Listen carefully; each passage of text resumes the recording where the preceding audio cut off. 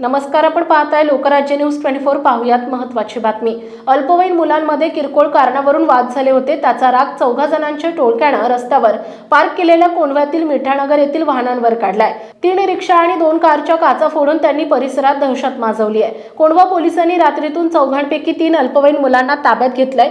याबाबत अतिक शेख या रिक्षा चालकानं कोंढवा पोलिसांकडे फिर्याद दिली आहे। त्यांनी घराबाहेर रिक्षा पार्क करून ते झोपले होते। शनिवारी मध्यरात्री साधारण 1:30 वाजण्याच्या सुमारास 3 ते 4 जण दुचाकीवरून आले। त्यांनी तोंडाला मास्क लावले होते। त्यांनी आरडाओरड करून त्यांच्या गल्ली नंबर 2 मधील त्यांच्या रिक्षाच्या काचेवर हातातील धारदार हत्याराने मारून काच फोडली। आवाजामुळे त्यांनी घरातून खाली येऊन पाहिलं, त्यांच्या रिक्षाची काच फुटली होती, फ्रेम वाकली होती।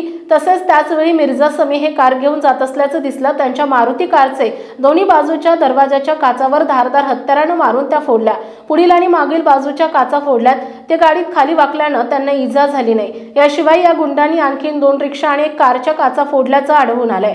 याबाबत कोंढवा पोलीस ठाण्याचे वरिष्ठ पोलीस निरीक्षक विनय पाटणकर यांनी सांगितले की मिठानगरमध्ये मध्यरात्री वाहनांच्या काचा फोडण्याचा प्रकार करणाऱ्या 4 पैकी 3 पोलिसांनी पकडला असून ते अल्पवयीन आहेत। आपापसातील भांडणाचा राग त्यांनी दुसऱ्यांच्या गल्लीत जाऊन तेथील वाहनांवर काढला आहे। 4थ्या आरोपीचा शोध सुरू आहे। महाराष्ट्रातील महत्त्वाच्या आणि ताज्या बातम्या पाहण्यासाठी आजच आमच्या लोकराज्य न्यूज 24 न्यूज चॅनलला YouTube वर सबस्क्राइब करा आणि बेल आयकॉन प्रेस करा।